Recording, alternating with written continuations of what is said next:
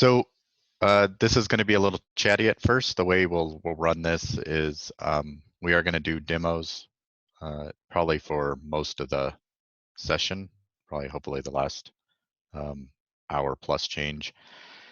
And feel free to speak up. Everybody can unmute. If you are just hanging out, hacking in the background, go ahead and mute. But feel free to ask questions. I'm going to try to monitor the chat, but not as much as just interrupting. Consider this more of a live session discussion. I really do want to take some input and understand, where we need to head with GDAL and kind of into the future for supporting this tool. But I also want to mention the limitations that are currently there. It doesn't do everything. So, but let's go ahead and get started. So there's some front matter I'll do. Let me jump in. Just introductions. If you haven't done anything, if you haven't installed or downloaded the demos, you have time to do that now. Don't worry about this link. It's in the PDF I sent and also the emails I sent. And you could set up your environment in about 10 minutes while we're chatting away. Again, that's optional. And the best thing about GDAL is that it's widely used. And so there's a lot of conflicting information, but there's also a lot of good information out there. So I start off with the top one is just something I've been maintaining mostly for conversion tips, and I'll go over probably about 10% of those examples today. But then there's a lot of good ones. This quick start, this cheat sheet is amazing. The tutorials, there's a really good actual YouTube video that it does a really good background on some USGS topo maps and how things evolve from there. Part 1, 2, and 3 from Rob Simon. There's workshops. Rasterio, which I've been told it's pronounced, is another good GDAL plugin for Python, not our wrapper for a Python wrapper for GDAL, and it is more Pythonic. So I'm not used to that. I know Andrew is a very heavy user for that, and I'd like to hear more stories if there's any good use cases out there. We do have a module. The last module will go over Rasterio. And just in case, a lot of people may think that it's called GDAL. It was originally by Frank Warmerdam, but it's been changed back to GDAL. And that was actually, whether or not that's rumors or not, but Rob Simon talked to that in his YouTube video, that once Frank went to Google for a while, that Google didn't really work, so they went back to GDAL.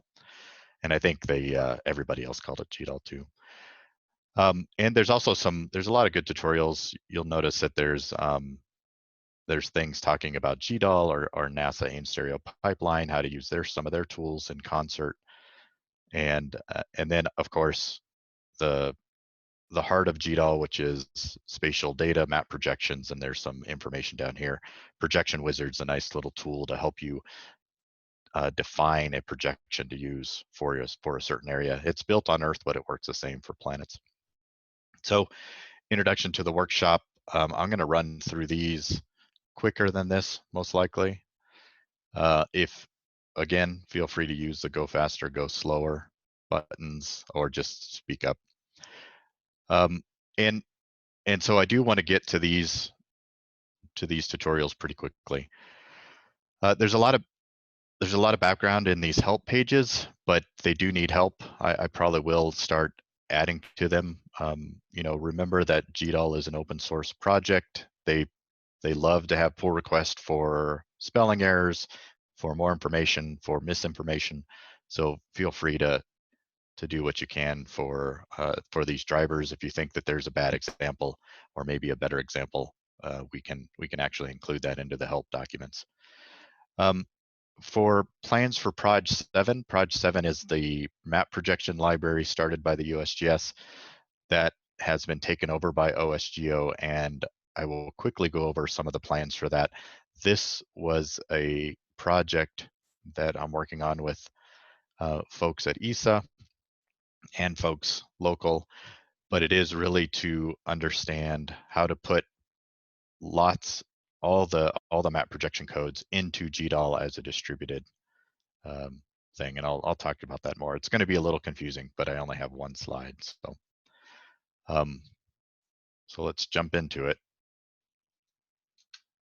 So I've been at astrogeology for 30 years, started out of high school, and I've been doing mostly support for geologic mapping, some science, and now the PDS. I am an interoperability evangelist, so basically I try to work with groups that do shared data, do shared formats, like the Open Geospatial Consortium, which just wrapped up their meeting yesterday, their technical session, which we talked about GeoTIFF and other projects that they're working on. They are the ones who have kind of made it messy in the web mapping with the EPSG codes, which do not have anything planetary, and so we're trying to work around some of those limitations. It is an Earth-based consortium, so it's a little hard to get them to use. We still bug them every once in a while that planets exist. So I am part of MapSit, which is a group that talks about kind of the NASA planetary data ecosystem. They talk about foundational products, and I'm not going to go into that, but basically it's the products you need and the services you need to make the user community run. And that is, part of that is the PDS, but part of that is beyond what the PDS can do. I'm also part of the Community Sensor Model Working Group, which is a CSM. A lot of people hear me talk about CSM camera models. It is essentially just a standardized API for camera models. It is not what ICES uses. It is not what JPL uses, but we're trying to head that way. It is a way to share camera models across applications. Applications like Envy and Socket GXP, and we at USGS are trying to support those to make sensor models interoperable. And then there's a little less, a group that's probably moving a little bit to the background because of things like MapSet, but the Mars Cartography Planning Working Group still exists, and they mostly talk about needed updates for defining the planet and stuff like that. Current projects, I am in charge of the Mercator GIS lab, and a lot of things we do, we are funded by an interagency agreement by NASA.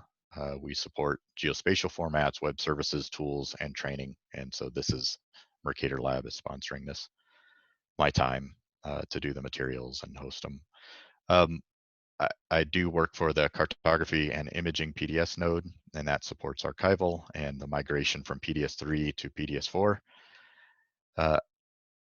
Recently, I've been supporting the Mars 2020 landing site selection with topography and orthomosaics to help land. Those mosaics will actually be on the spacecraft when it lands and do some image feature matching, hopefully while it lands.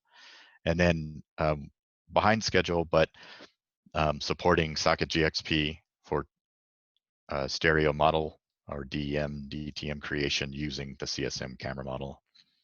And that's the whole reason why we went to CSM is because it's to extend Socket GXP with your own sensor models, you use CSM, and that kind of shown a big light that says, oh, well, now not only can we share formats, but we can share camera models.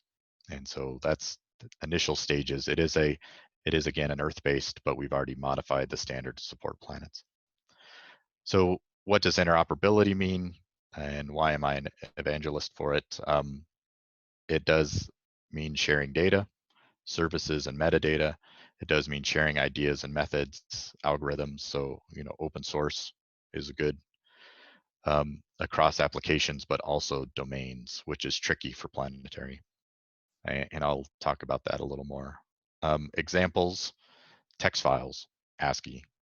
A lot of people don't think that is a big deal, but that is kind of how we transmit and share files a lot. Websites, of course, is a prime example, and then graphical images, JPEG, PNG, and GIFs, and those all work pretty much in any application. But when you start getting into different topics like software code, now there's different languages, C++, Python, there's raster data, there's formats, PDS, GeoTIFF, VICAR, FITS, and 150 plus image formats. And why the hell do we need that many formats? Who knows? But they exist and they will continue to grow.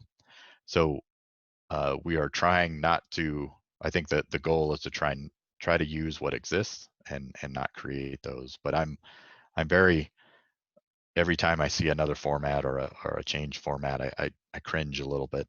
And the same with vector, there's CSV tables, shapefiles, GML, well-known text, JSON, and GML again for some reason. But it also means interoperability of map projections, and that includes the size of the body and the actual equations used in the map projection. And that is not simple, as we found out in the high-rise label. There is a problem that has existed for about a decade, and we're still living with it because of a map projection confusion. It's not really a bug; it's more of a different use case. And so I actually did have some high-rise data to show how we fix that, but I've taken it out because it was too big for the package. Metadata interoperability, again, PDS, FGDC, NASA diff, ISO, there's all sorts of different styles of metadata. Symbologies is big for my community as far as mapping goes. So in a geologic map needs to have consistency. It needs to say that a black line means something, a dashed line means something else, and that it is consistently used across maps. That is so that it is readable, so that someone can jump from a map to a different map and understand the context of the symbol. And so that's a huge issue for us. And for geologic mapping, one of the reasons we've always kind of stuck around with ArcMap is because of its capability to do FGDC, which is a federal group, FGDC-based symbologies for geologic maps. We have worked with others in the community, Alessandro Frigeri and Andrea Nass and others, to support these standard symbologies in QGIS. And then, of course, methods and algorithms, slope, horn. We have for rover landings, we have slopes at a 1, 2, 5 meter baselines, which allow you to say, is it safe for the wheel? Is it safe for the whole base, the whole rover? And then applications, can we have applications be interoperable? So how does GDAL fit into all this? Well, the goal is to share, and GDAL facilitates essentially the raster data component, a little bit of the map projection, well, a lot of the map projection component, and a little bit of the metadata component. It doesn't do a lot of these other things, although GDAL is used in a lot of applications, so that if you support a format or an idea in GDAL, then it actually might get used in several applications. So why did we start supporting GDAL? It's kind of a fun story. Back, I'm going to reset my timer. Back when we had ArcView 3, really old school desktop GIS, right after ArcInfo, that someone wrote a plugin for GDAL, and you could distribute it as an extension to ArcView 3, and it simply allowed you to write out a new file as a GeoTIFF, and not even a GeoTIFF, just a TIFF with a world file, which is a minimal style georeferencing image. And that kind of flicked on the light to say, okay, GDAL is this nice tool that allows me to do raster things with my GIS. And so in 2005, 2006, we started to write a driver for it. And probably the smartest thing I've ever done was to take the code that I wrote, and then I paid the GDAL maintainer, Frank Warmerdam, to actually update it, fix it, and incorporate it. So money well spent. Number one, the only reason I could do it back then was because of the NAFTA, North America Trade Agreement, because Frank is a Canadian. I believe he's in the US now, but Frank is the one who started GDAL. And because of the exchange rate, the little bit of money I was able to give him was very well received in Canada. And so, again, money well spent for an open source project. You know, it's okay to write your own, but to actually fit it into something that exists can be a little tricky. And so, you know, I do recommend supporting open source projects if you can, even if you do write the code. In 2007, because of the success of the original readers, we decided to add ISIS 3. It was not ISIS 4 back then. ISIS 3 read support was added. And again, the focus here was read. Being able to read images. We weren't talking about writing yet. We just wanted to be able to read our formats into different, for conversion and for application use. Sebastian Walter in Berlin added, based on these other drivers, added a VICAR read support. And then in 2017, GeoFits was added. It was under a Vespa project from ESA, and that was to add GeoHeader, a GeoComponents, a Geo extension to the FITS file. And that's still fairly new. We're still kind of testing the waters for that. But it allows you to properly define map projections within a FITS file. In 2017, we also added the ISIS 3. I'm calling it 3.4 because ISIS now is at version 4. ISIS 3.4 writer. And that was a big change for me to support writing, to want to support writing. That was always, I tried to stay away from writing any formats out besides GeoTIFF. But I think it's an interesting use case, and we'll see if it's successful or not. 2017 and 2019, we've had 2 contracts to support PDS4 reader and writer. And it's not only for images, but it's also for table, tabular, or vector data. And I'll talk about that more. In 2019, the VICAR driver, with approval from Sebastian and folks at JPL, you know, 90% support. It's not the perfect driver yet. Was completely kind of rewritten from the ground. We actually looked at using VICAR IO code, but it was deemed to be too hard to fold in its style of writing into GDAL. So it was basically rewritten from the ground up, and testing was done by Sebastian and others. And it's still in beta, it'll be interesting to see how far that goes. And then in 2020, we're hoping to release this Proj 7 update. So let's go. So the main goal for GDAL, what are we trying to do here? We really are, the original use case was to convert to GIS formats, convert from our PDS, ISIS, VICAR things to GIS formats like GeoTIFF, ENVI, even ASCII rasters, GeoJPEG 2000, even though that's a naughty word for everybody nowadays. And also support derived map projected data. There was no attempt, even though it will work in some cases, there was not really any attempt to focus on supporting raw EDRs. And a lot of people might not like that decision, but I wanted to make the case that GDAL is for derived science-ready data. EDRs, or engineering data records, that are stored from the mission should be calibrated, map projected, orthorectified before they go into a GIS. And so I think there's a very high bar to go from an EDR to a science-ready product, and that GDAL is not suited to do that. You need to use programs like ISIS or VICAR or you know, any of the mission processing pipelines. You know, even CRISM uses ENVI.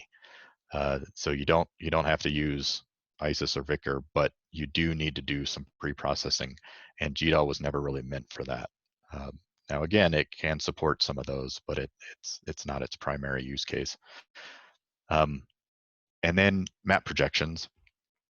Again, most derived products means it's in a map projection, which has gotten tricky with the use case of true 3D asteroids, comets, and bodies. So that's been a challenge. And then the last goal was the ability to use for processing and scripting. And now that's basically turned into Python tools. When I first was writing against GDAL, it was using Avenue, which was the language used in ArcView 3. And then Perl, and the good thing about GDAL is it's wrapped for almost all languages, Java, JavaScript, even, and of course it's written in C++ or C, so it's pretty easy to wrap. But as one things I didn't understand when we first started to support GDAL was that it would actually propagate, those drivers would propagate throughout applications. And so suddenly we noticed that we started to get support for PDS and ISIS in programs like QGIS and Saga GIS, Marone, Esri's ArcMap and ArcPro, and even things like Map Server. And because Ross, you have to correct me if I'm wrong, but NASA AIM Stereo Pipeline uses GDAL as its main I/O, or one of its I/O. And then most recently, and this has been a couple years, but you'll start, even tools that were built pre-GDAL have sort of transitioned to GDAL, like generic mapping tools, and those are popular tools used by the LOLA and MOLA teams for surface interpolation. GRASS GIS has been around for decades, and it transitioned to use GDAL. And then one of the things I actually switched, I stated I was going to use QGIS. I'm actually going to use TUIView, which is a real simple raster viewer that supports large files, and it's a nice little quick viewer for Linux and all platforms. So installing GIS, I'm not going to do this. I did notice that in my email had a bug. So one of the things I'll show is how to quickly install Rasterio into your environment if you've already done the instructions from the email. The actual instructions from the PowerPoint are correct, or the PDF. So installing, okay, I'm gonna zoom ahead. GDAL. This was an interesting article from a guy from AWS, Amazon, that just came out a couple weeks ago. But this is kind of the reality. GDAL may not be a household name, but it is everywhere, and it helps us to map everything. And so this is a cute little article that talks about how GDAL kind of sits in the background and does its thing, and it's nice that it's getting some recognition. And actually, the main person who's taking care of GDAL right now, Evan Ronald, is actually mentioned and quoted in this article. So it's a good little read. And a lot of people think that GDAL is going to do everything for them. It's not. It is a library. It is for scripting. It is for writing programs against. It happens to have a bunch of nice utilities, but those utilities can be a little bit hard to get used to. There's weird options, but it is something to write against. And so that's the key. That's why it's used in so many applications. It is completely open source and community driven, to the point where when folks try to add proprietary drivers, they get jumped on, which happened last month. And it's just interesting to see how protective folks get for making sure that everything used in GDAL. And it doesn't necessarily mean that proprietary formats or proprietary drivers can't live in GDAL, but at a minimum, they should be supporting GDAL, financially, or as an open source project, even if they can't make their code public. And how does that work? GDAL actually allows you to plug in existing binary formats or existing builds into itself as during runtime. So it's very modular that way. If it's not built with it, you can simply drop it into a library location and it'll work.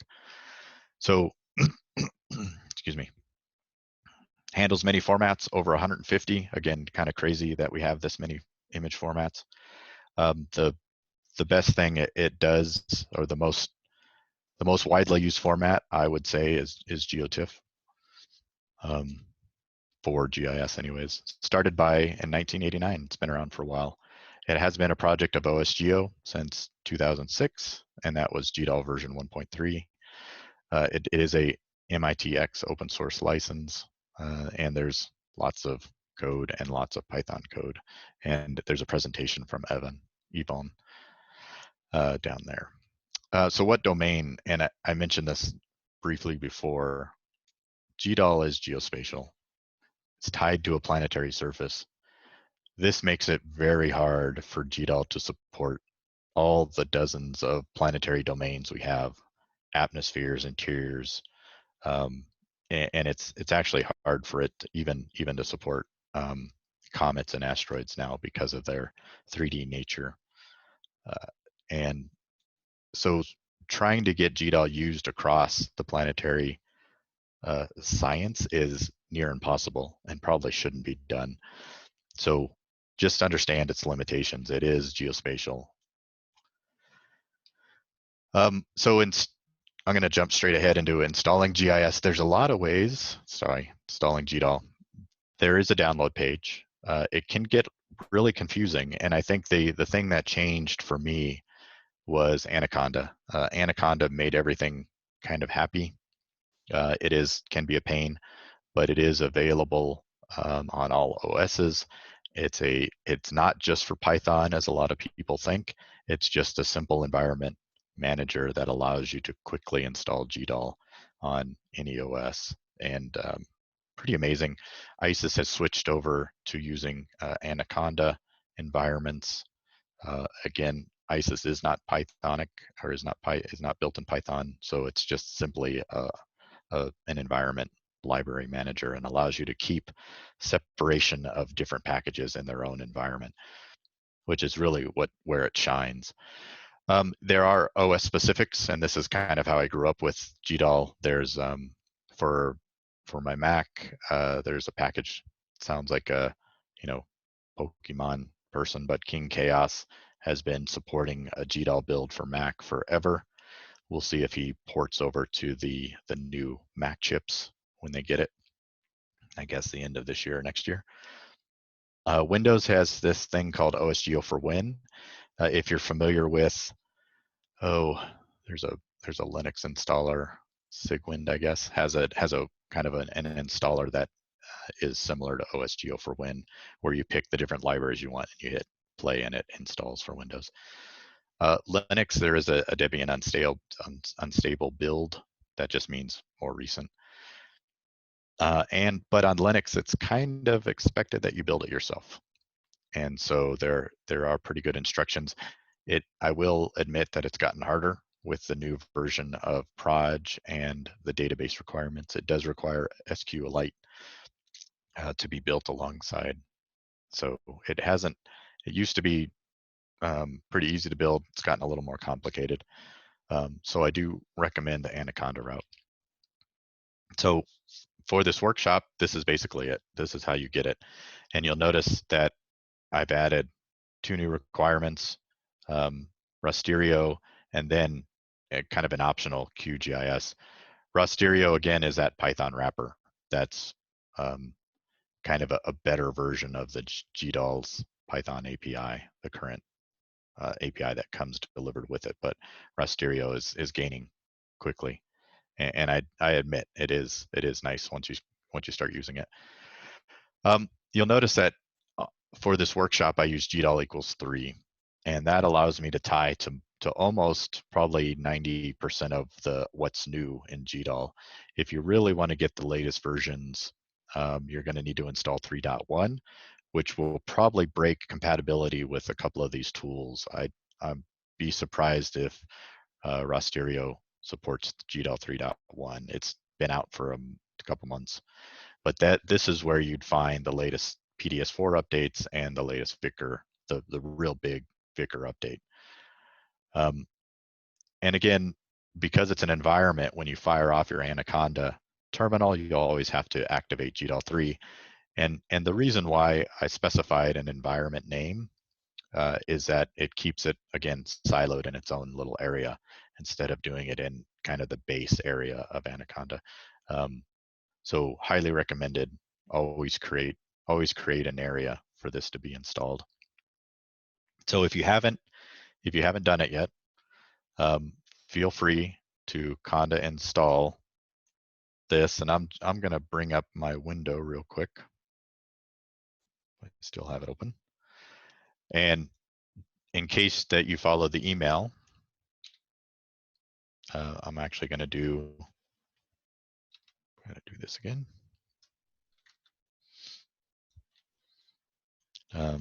Hopefully you can see this.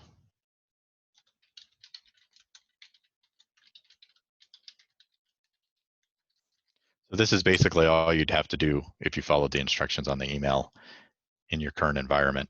Notice that GDAL 3 has been activated. So I've done my Conda activation. And for anything Conda, Mike is actually doing a demo later.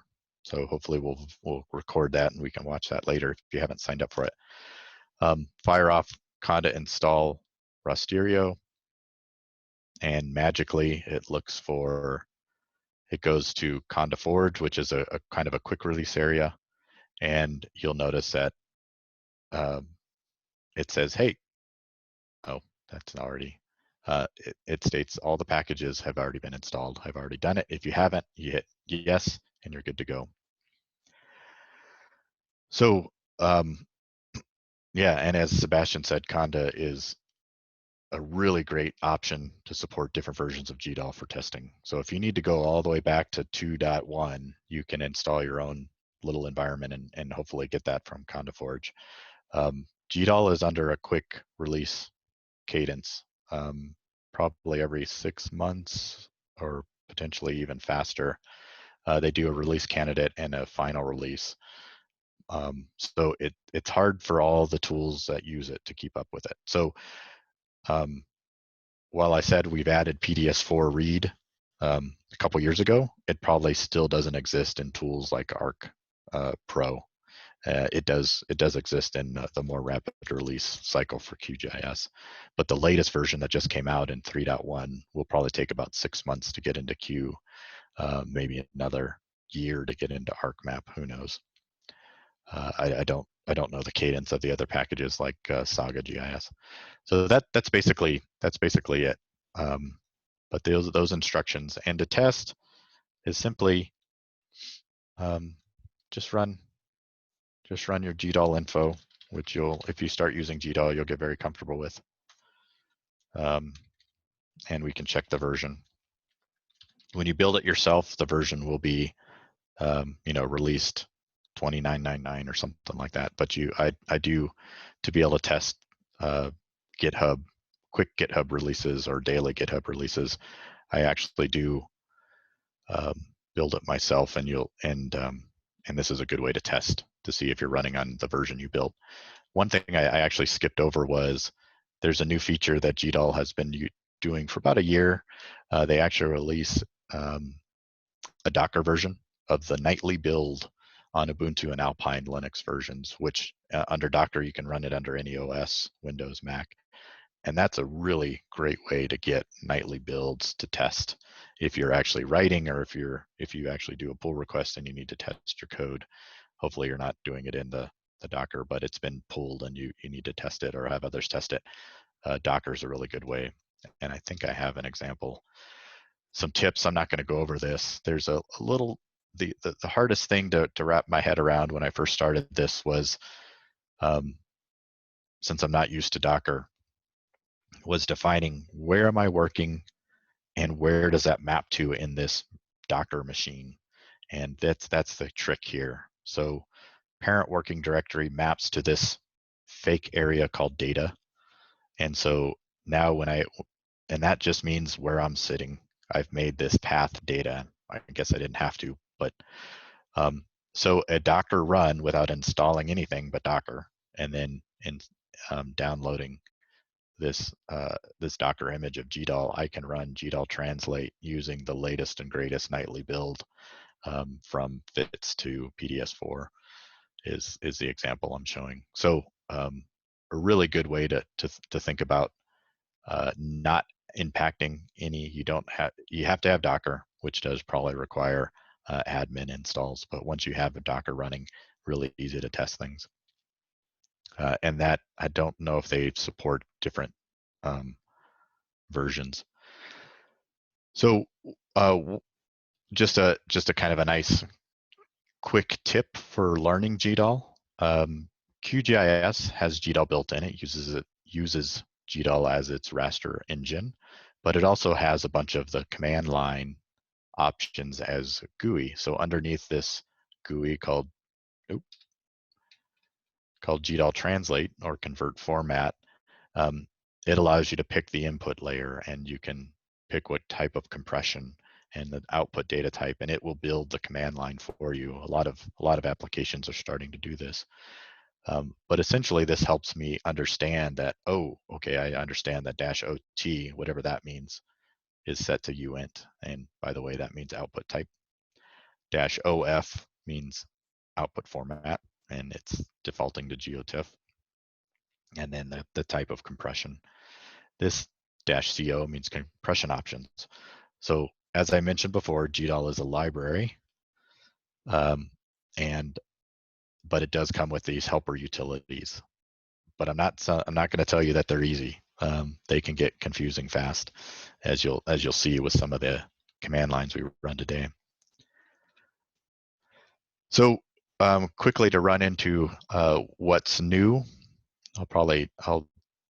there's a large section for PDS4 that we'll skip over, but you can look at it in the notes. So what's new? ISIS 3, we've added write capabilities.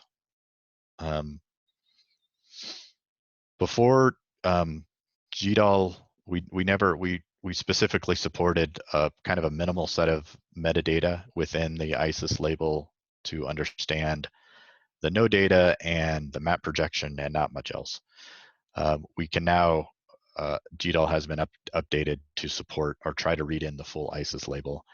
That doesn't include everything that ISIS has. ISIS has a ton of different areas, and including binary sections of SPICE and all sorts of fun stuff. So GDAL does not support that. But it does try to support the main block of metadata and can fold it straight into a JSON blob for Python. So I've always kind of used within Python, I use the PVL, which is under Planetary Pi now. PVL is parameter value line library that allows you to read in things like ISIS and PDS3 labels. That is probably mitigated somewhat because GDAL now has support for most of the metadata, but it's still, PVL is still a good resource to use if you just need the label. Under the contract, the code delivery was not only the code, the reader and the writer, but also unit tests. And those are a really good way to understand how to write against the ISIS driver. So underneath the unit tests, you'll find a bunch of useful code. So one weird thing I added to the ISIS writer was something that ISIS doesn't support, which is the ability for GDAL to create an ISIS label pointing into a raw GeoTIFF. And what do I mean by that? That means that there's a detached ISIS label pointing into a GeoTIFF. And ISIS will understand that label, but it doesn't understand the GeoTIFF. So I guess it does support it, but it's not fully support because ISIS does not understand, it does not how to read or write GeoTIFF. So this is one way that you could distribute a file in GeoTIFF with an ISIS header pointing into it. Now, I also allowed the flag for TIFF compression, which absolutely is not supported in ISIS, but I'm hopeful that someday ISIS will support some type of compression. And the largest, one of the biggest changes that we have yet to kind of understand is the addition of virtual file systems into the ISIS driver, which means that an ISIS file or an ISIS formatted file that's hosted in Amazon or Google or compressed in a tar or zip file can actually have direct read in GDAL.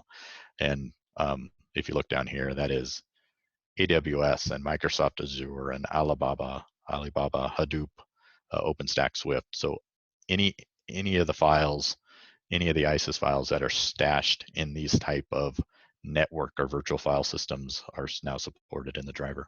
And we just don't know how that will be impacted yet. VICAR, a huge, large refactor of the existing version by Sebastian. It we kind of had to go down this road, but now it does allow write capabilities. It was based on what we did with ISIS, so I think most all of the VICAR keywords can be accessed programmatically in C++ or Python, most likely in a JSON object. But and that has yet to be very well tested. It also has 17 unit tests were delivered as part of the contract. One of the goals was to support all the VICAR bit types back to VAX, funky style, and it actually supports, VICAR does support compression called basic and basic 2. I have no idea what they are. I assume they're a run length encoded or some type of gzip. But it does support compressing into those or uncompressing out of those, and it also added the virtual file system to VICAR. So, I'm making the case that currently JPL, the folks who use VICAR probably can't use this driver yet because it doesn't do everything they need. Number one, GDAL does not have support for rover map projections, ground-based map projections.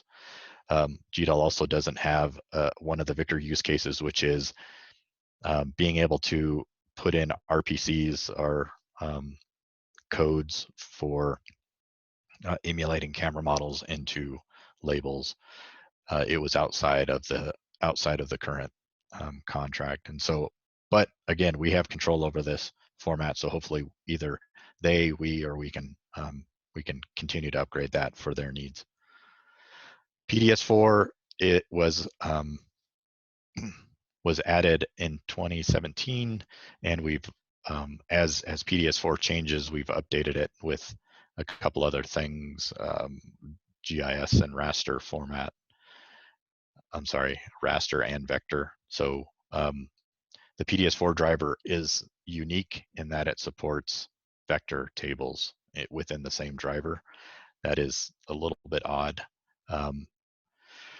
It uses the other sister library to GDAL called OGR, but it is within the same driver. All the PDS4 keywords that are XML are accessed programmatically. You can load it into a JSON object straight from XML or back and forth. One of the things that we've added based on the ISIS driver was the idea that we can have a PDS4 label pointing into a GeoTIFF, and that requires it to be a raw bit stream. And something that just happened in 3.1 was we can actually create a PDS4 label pointing into an existing GeoTIFF, and that will actually test if the GeoTIFF is tiled or raw or compressed, which is not allowed in PDS4. Not only did that work for PDS4 into GeoTIFF, but actually this little flag allows you to do, I think you can set a PDS4 label next to an existing FITS image, next to an existing INVI, I believe, and ISIS file. It doesn't do everything. And it's not just a blanket statement. You actually, to be able to support writing to an existing file, there had to be a little function added to each separate driver. So a new little driver, a new little section for FITS, a new little section for ISIS that actually allows it to check whether it's compliant. So it just doesn't open it up for every image format. Just in, GeoTIFF was initially approved by the PDS data working group last week, which means that hopefully if it passes through full approval, we will be able to support GeoTIFF raw as an PDS archive with a PDS4 label that's fully descriptive of that GeoTIFF. So interesting change, something that I hope changes how geologic mapping and how archives are built from missions, so that we can actually support an immediately usable format, GeoTIFF, and the PDS4 archival requirements. Code is all under open GDAL release, and PDS4 also supports this virtual file systems. So this is from a different one, but it's good for context. The original version was available in 2.3. It had 18 unit tests. It's probably been upped And this is a weird one. It does have vector and tabular support for PDS4.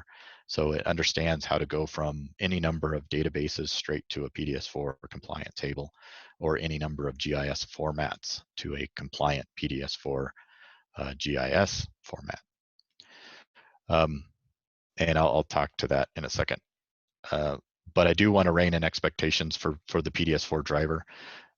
GDAL, again, is very limited in what it understands in the metadata world from a PDS or from a mission label.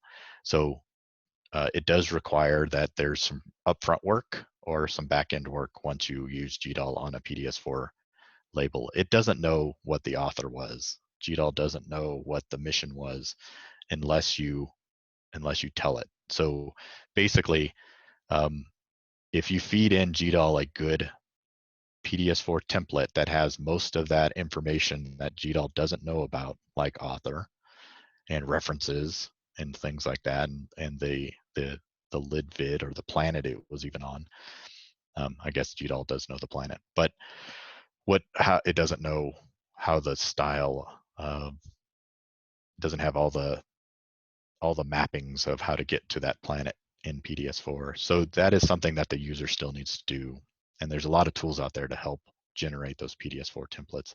So what is GDAL useful for? Well, again, GDAL is for PDS4. Its main goal is to be a reader, not a writer. So once PDS4 starts getting populated out in the wild as derived data products, we should have support, direct read support in QGIS and for conversion and in ArcMap and hopefully other applications. AIM Stereo Pipeline should have direct support from GDAL for PDS4. And that's full stop, read, but it does allow write and with help. And so there's different ways to help GDAL along. You can use tools like PVL to gather the metadata and then pipe it into GDAL, or pipe it into a PDS4 template and then run it through GDAL. And so there's some examples here at this GitHub site talking about how do we archive ISIS files. PDS4 vector is what we call a GeoCSV. It's a kind of a weird format that's existed for several years. Essentially, it's a CSV table with a well-known text geometry string tagged onto the end. There's a lot of information about that, but basically, this allows us to archive GIS style files in PDS4 without the need for shapefiles, GML, or geo packages. Essentially, it will make your shapefile even more ginormous, but it is a way to make it archive ready. So essentially, you have a CSV table, and then you have this giant well-known text geometry line string, which is a single field. GDAL supports the creation of that, although it's pretty easy to script yourself. There's minimal templates to show you examples, and then there's some introductions. So I won't go over this, but PDS4 does support well-known text geometries because it is a well-known standard. It's just an encoding. Because it's ASCII, it made it easy. The biggest thing that I'm really had trouble with this year was part of the original contract was updates to Proj 7, and again, that's the projection engine behind GDAL. We actually had to add, been wanting to do this for a while, 2 new projections to support Planetary. One was actually in Proj but not exposed to GDAL, called Point Perspective, and that's also known as Near Side Perspective. Another one that is somewhat unique to ISIS and PDS is Oblique Cylindrical. It's a twist on the one found out in the wild.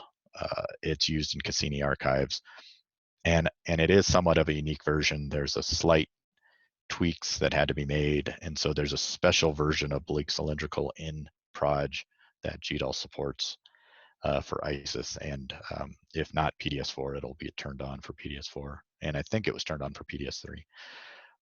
It's still, that is very beta, and we still need to work on testing that for all cases.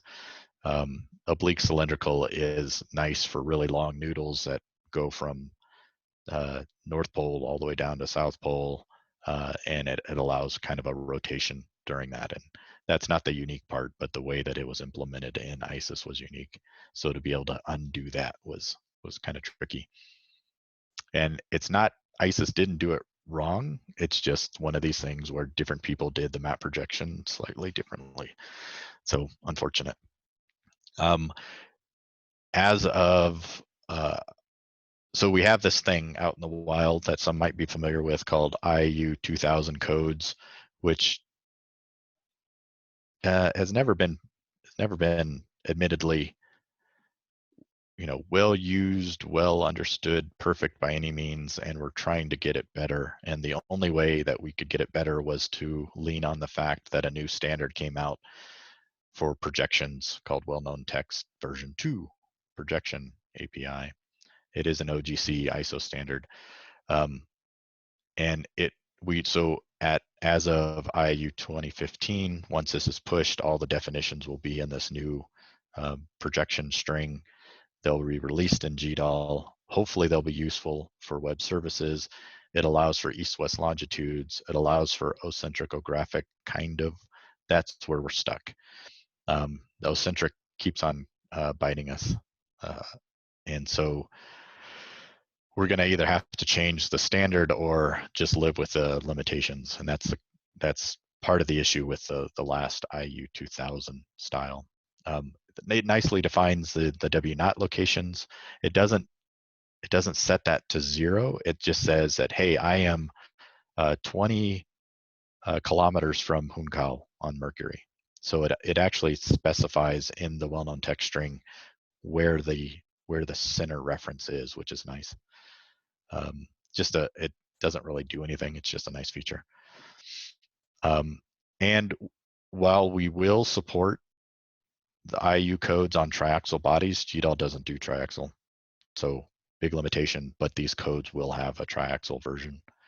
It just won't be distributed with GDAL. And this is one of the use cases for point perspective. This is a telescope outside of USGS and Flagstaff that takes, I don't think it's nightly, but takes a lot of images of the moon and actually helps calibrate a lot of satellites in orbit. Project called Rollo under Tom Stone, originally by Hugh Kiefer. But basically, point perspective emulates what you see from a ground or far away on a spacecraft. Okay, let's jump into it. Format conversions. So hopefully you've installed your environment.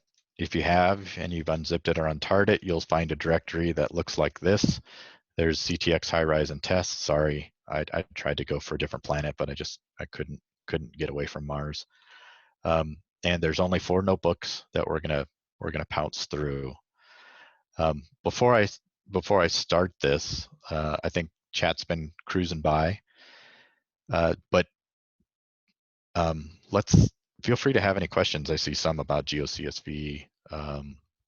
Is there any questions that you guys want to ask before we get started? Go ahead and unmute yourself. If you're too shy, that's okay. Trent, this is Michael. Yes. So I was wondering, you mentioned QGIS often as well, and there are some heavy QGIS users here. So you said that or nobody can automate metadata, right? But maybe if QGIS would make really good productive use out of something that every mission uses, would that be a good argument to then argue for it that it's being entered as a handleable parameter in the GDAL format in general? Yeah, so you mean having QGIS have the ability to look at the full label? Is that what you kind of mean? Or I mean, and that could start slow, but I could imagine that QGIS could make really good use out of things that are written in the GDAL. And I guess currently one has to manually tell QGIS about the label data, but if that label data could be just taken from the format, and QGIS would be working better because of it. Maybe that's an argument to add it to GDAL, at least partially. Yeah, so I mean, obviously it does understand a lot of the information in the label, but it's mostly the geospatial components. I know this is a tiny window. One reason why I decided not to use QGIS for demos, but and I know you can't see this, but essentially, you know, a minimum set that QGIS needs to know is obviously the image bit type, the width and height, and all that good stuff that images have. But it also knows the CRS, and it knows how to interpret. It knows how to make sure the projection. It knows the georeferencing. It knows no data for the most part. Although we just had a discussion in ISIS about the support of multiple no datas, which has always been tricky in GDAL. And there's a little quirk in ISIS now that when you export an ISIS file using GDAL, it writes out a mask, which I probably need to have that as an only optional thing. And the masks are generally used to support multiple no datas or transparency levels. So it's a weird thing.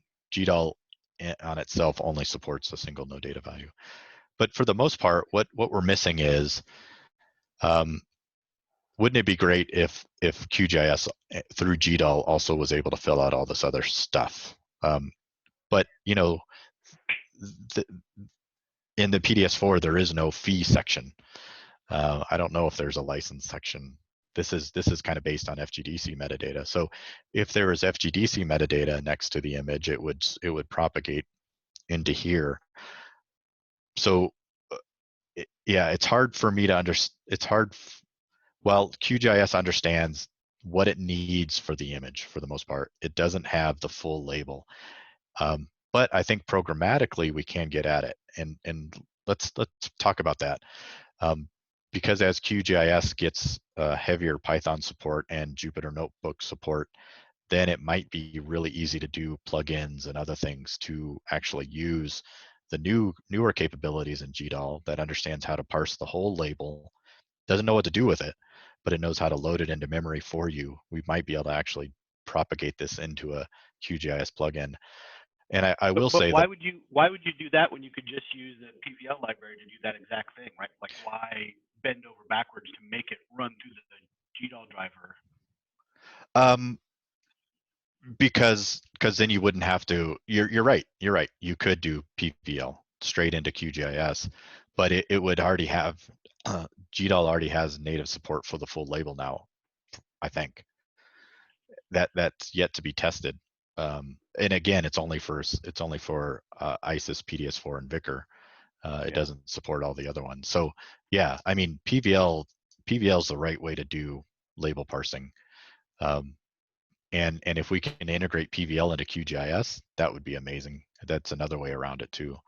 But I think there's capabilities in GDAL drivers now where we could load the full label into memory in Q, and then we have to tell it what to do with it. So that would be the trick, I think. And then we need to get back to the old idea of attaching labels, because managing two files, I think, is just stupid. Yeah, you know, I waffle on that, and the reason why I do is that there's a lot of things that are useful in some of these labels, some of these detached labels. For example, one of the things that GDAL does is called this auxiliary thing, and it stashes a bunch of information that a lot of drivers or a lot of formats don't support, like stats. Like you can't throw this block of text into a JPEG or a PNG or a GIF. So having these other labels are important, or these I don't understand that technically. If you have everybody follows a standard of a separation of where a label ends and where the data starts, why is it not possible to have anything you want in the label and in an attached label? Well, because not all formats do that, Michael. Exactly. GeoTIFF, yeah, sure, you could do that. But like if you wanted to do other things, yeah. Yeah. So And you would say, well, you shouldn't do other things. You should just use the one format, right? I get that. But people, as Trent well knows, people want to do all kinds of crazy stuff, and you need to either enable them. You basically need to enable them because they're going to do crazy stuff anyway. yeah, I mean, just think about one of the things that we talked about. So you can extend GeoTIFF to whatever the hell you want, but they're weird. I mean, they're weird little binary things inside the label, and it's awkward. And you know, most people, you just want a simple. You don't want to throw everything that you could in a GeoTIFF that you could, right? And again, GeoTIFF is not necessarily the right solution for everything. There's a lot better formats for web streaming out there, even though GeoTIFF is breaking ground in that field for web streamability. But yeah, and that's the problem. That's why there's this furious influx of new formats because of technologies like net and cloud. People need new formats to support those better, and that's just the reality of it. Also, you know, as much as you want to hound on people to use structures like HDF for their formats or XML, people just don't. So yeah, it's a hard battle to do when there's 150 formats out there. Sidecars also enable things like pyramids across formats. So ISIS doesn't support pyramids, which is multi-versions of itself, different versions of itself at different resolutions. But because I can add a sidecar next to an ISIS file, all of a sudden the ISIS format supports pyramids. So sidecars, I know they're a pain, and it's getting worse, but it's just, I think it's going to be a matter of fact, unfortunately. Is sidecar a term for anything that comes with the data, like a label Yeah. or anything else? Yeah, it's Okay. something that sits next to the main data file. It's another term for a detached label. Yeah. Detached label. Yeah. So Okay, you have the okay. main product, and then you could have multiple sidecars. Hopefully they're the same. Hopefully they're the same, you know, name, but they don't necessarily have to be. Okay. Yeah, and especially, you know, as you get into the cloud, you don't want to have to deal with 5 files. Either does the application. So yeah, I understand that. Well, So if you want to always a use case for my data manager then. Yes, exactly.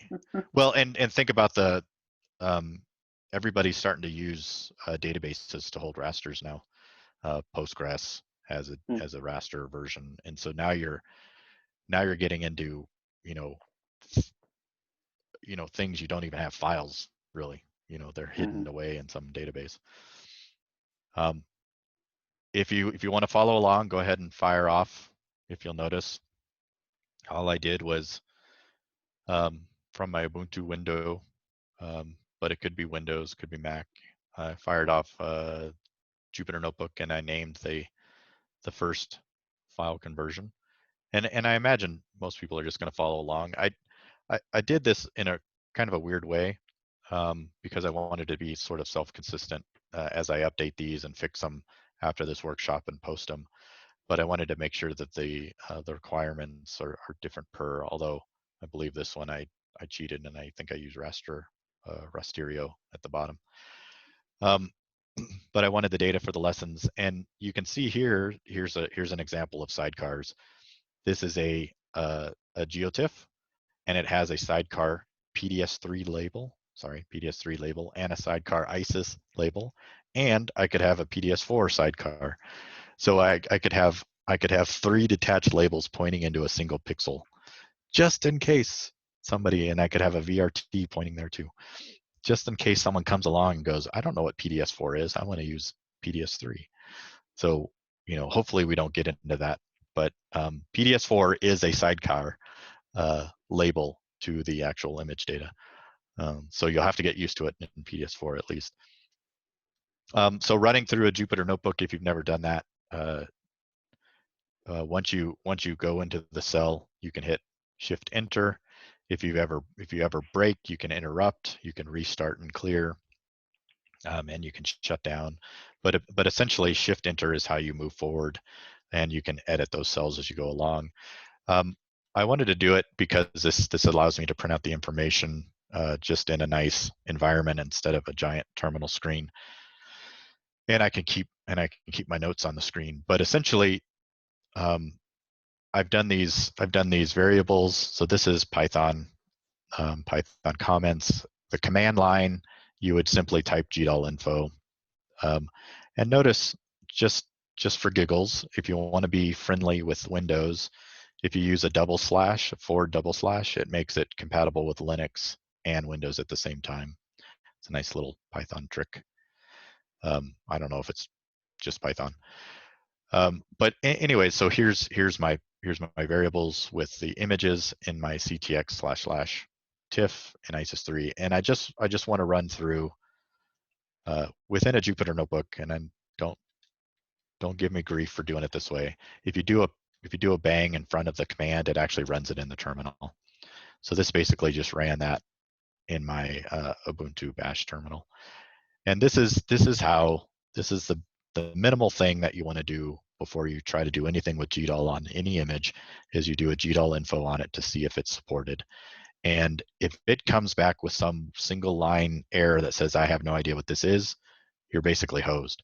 And there's either a problem in the label or there's a problem with the file, but most likely it will not be supported in GDAL without updating it or finding the problem. And I say that because there are a lot of archived files out there in PDS3 that just are not standard, or they might not have the exact tweak we need in GDAL to support it. I think Chase and Ross and Mike, you all know how hard it is to support the various PDS3 labels, and GDAL has the same issues. So at any time you want GDAL to do something, first run GDAL info. And this gives a bunch of useful information like the map projection. If there is no map projection, say it's an EDR, it'll just be an empty string. But it also gives information like, I've already built stats on this, but in general, it'll give you the stats in the upper left corners. And what is this? This is the pixel coordinates, the image coordinates in meters in that map projection. And it does give you the lat lons, although I'd call that an approximation for the bounds. I mean, it is precise based on the map projection, but does the data really extend to those pixels? A lot of times it's confusing that ISIS pads past the map projection boundary by a half pixel or a pixel. And so you'll actually get boundaries that extend beyond 90 in latitude or minus 90 south latitude. And you're like, how the hell does that happen? And it's because of the padding that ISIS does. Hopefully before that gets archived, that's cleaned out, but a lot of times it's not. And so I wanted just to show you that it's really important to understand that the first thing you want to look for is the driver too. Even if this is named .jpeg, it will understand. It will look at the header and understand that it's a GeoTIFF, even if it has the wrong name. And why am I saying that? Because I'm going to actually try all 3 of these files. I'm going to run the ISIS version, and you'll notice that, oh, hey, it says I'm using an ISIS label pointing into a TIFF. And you can see that the metadata is different. Every single parser is slightly different. Every single map projection parser is slightly different, although it's trying to get it into the same final internal map projection need that GDAL wants. And you'll see that there's no stats. I haven't built stats on this label. There's no sidecar next to the ISIS label. So it doesn't know how to peer into the GeoTIFF because I told it not to use the GeoTIFF. I told it to use the label pointing into the GeoTIFF. And this is exactly how the PDS4 driver will work. It will be a detached label pointing into the GeoTIFF, and programs like GDAL or PDS Viewer or other PDS4 viewers will not even know that it's a GeoTIFF. The only reason why it points to this is because it's telling me that it's using this for the pixels. Although it doesn't even have to understand that it's a TIFF because it knows how to skip over the TIFF header. And then here's the PDS3, slightly different, kind of similar. There's some old code in here that we probably need to remove, talking about local radiuses. That was a tweak for ocentric issues. And one of the things that we started to do with the ISIS, the PDS3 driver was, I actually didn't initiate this, someone else in the community did, was, hey, let's at least give it some metadata. And so if the PDS3 label has this information filled out, it will report it. PDS3 is the original, actually as the ISIS2 was the original driver.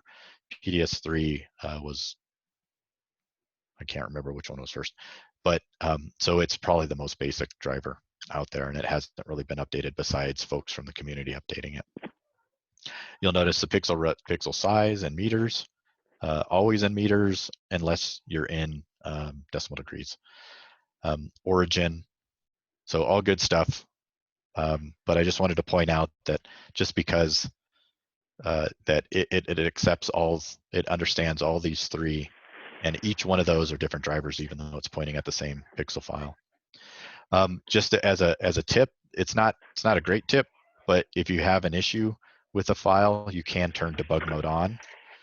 And all that does is it talks about, it kind of walks you through the code and says, okay, this is at this address. It succeeded as GeoTIFF. And it actually goes, hey, I am a GeoTIFF. I can open you. But then it jumps down and says, nope, I'm going to succeed as ISIS3. And I'm going to open you as ISIS3. So it allows you to kind of look at what the code's doing. And it'll tell you how it closed.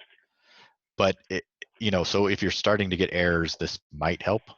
Probably not, but debug mode is a nice feature. And then immediately, we go into, well, what do we want to find out about the image?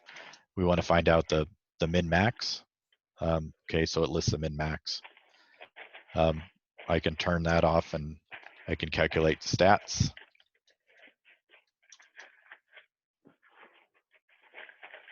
I got somebody making noises. Oh. Thank you. Sorry.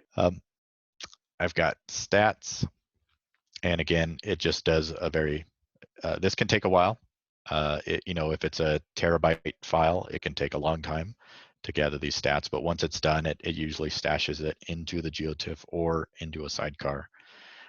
And that can be confusing if you actually change the image outside of the stats. So sometimes if you need to force recalculation of the stats, just run it again. And actually one of the nice features that I actually don't use very often is just a real simple histogram. And it's not going to plot anything. It's just going to give you these values. But you can copy and paste these straight into LibreOffice and just plot it. Just copy that string. You have to fight with it a little bit to get it in. Let me see. Excel was actually a little easier. I just copied and pasted using a special, there's a paste, import text paste and you can just paste these into columns and then plot it. And it doesn't do anything for you because it's listed as 255 bins, but at least it gives you a look of it. So, within a minute, you can have a little, if you don't have QGIS open or you don't have a program open that knows how to do histograms, you can quickly get that from the command line and another program. And then the meat of this lesson is GDAL Translate. GDAL Translate, this is kind of the craziness of GDAL. These are and if you didn't know, tip, if you click these the right way, you'll get them to collapse or unfold. This is what is currently built as standard in GDAL. And these are all the stinking formats that we support in our community. And this is just geospatial, ugh. And there's additional ones on top of this that you can build outside of here, like Kakadu, which the high-rise team uses and ISIS uses, is a JPEG 2000 reader writer that doesn't exist in here because it's proprietary. But yeah, I mean, the fact that we have this many image formats is why GDAL is important. It's just kind of crazy. And we haven't helped the fact by making our own in ISIS. And you could even say that in PDS too. But you'll also notice it does use cfits.io for fits. It does have a JPEG open driver, which is not as good as Kakadu by any means, but it's actually been funded last year to become pretty darn good. So this driver does a decent job with high-rise now, and it's built part of GDAL in the latest versions. And the other thing you'll notice is that GDAL does have support for web services, and that's kind of weird, but you can actually request conversion from a WMS, from some funky web server, into a file on your local disk. Without doing, within 10 minutes, I could have the US DEM from a USGS server. Maybe not 10 minutes, but I can request a WMS call GDAL, and it will build for me a local mosaic based on that WMS.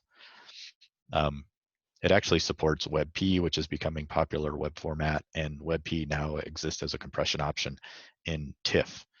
It's not official in TIFF, so you won't be seeing that outside of the geospatial community probably. That's kind of I forget what that's a mix between PNG and GIF or something, I don't know. But you also notice it supports WMTS, which are tiled rasters, so GDAL can actually go grab tiled rasters.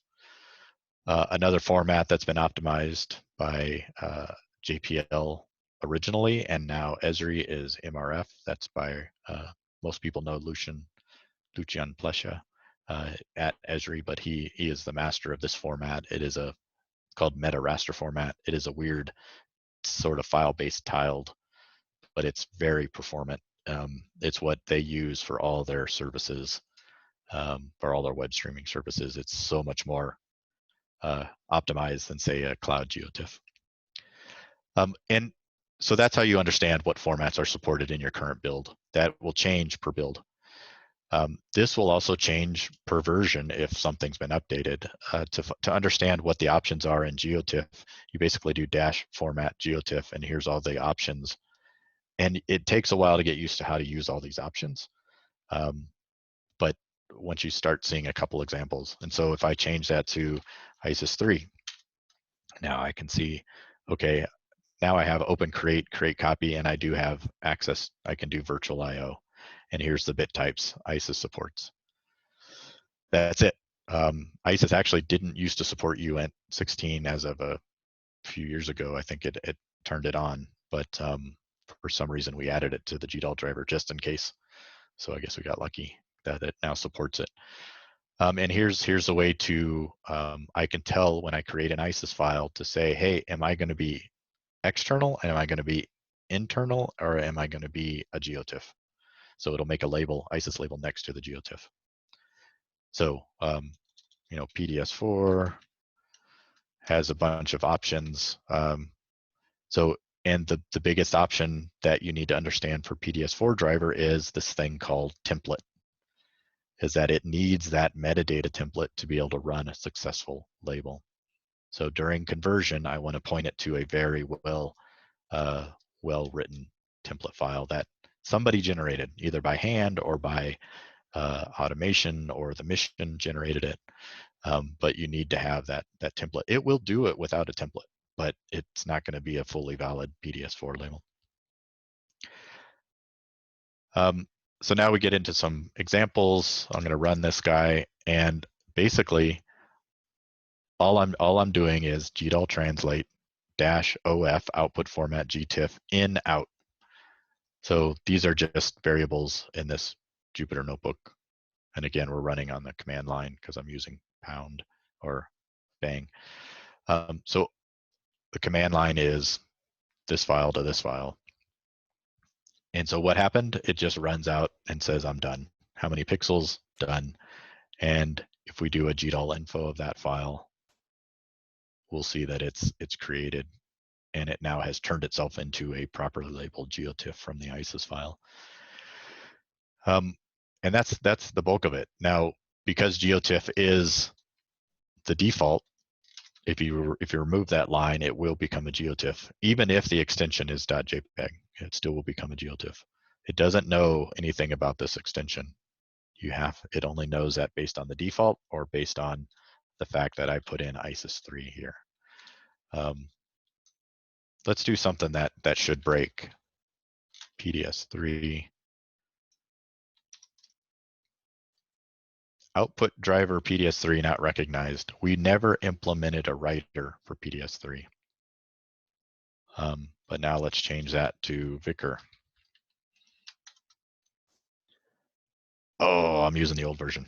I'm using 3.0, not 3.1. So that's one way to know that you're not running the latest version if the VICAR driver has no create capabilities. So this is using Sebastian's driver that only has read capabilities. Okay, enough of that. Let's make our GeoTIFF. So because a lot of times we can't use, people don't know what a GeoTIFF is if it's above 8-bit or 16-bit. So we have to share our data as pings or JPEGs. And so this is how easy it is to take an image and make a ping for distribution. But you'll notice that the ping driver doesn't support the input type of, this is a DEM, CTX DEM, float 32. And it tells you that, hey, I only support byte and UN. So let's look at that. I'm gonna use this TUI viewer. This section right here might need to be removed if you're on Windows. I forget what happens if you do that on Windows. Just remove it. I just wanted it spits out a bunch of errors because I think of X Windows. So I just wanted to turn that off. So converting a 32-bit file to a ping looks great, doesn't it? No. So what happened? The actual image, if we go back to the statistics of this file,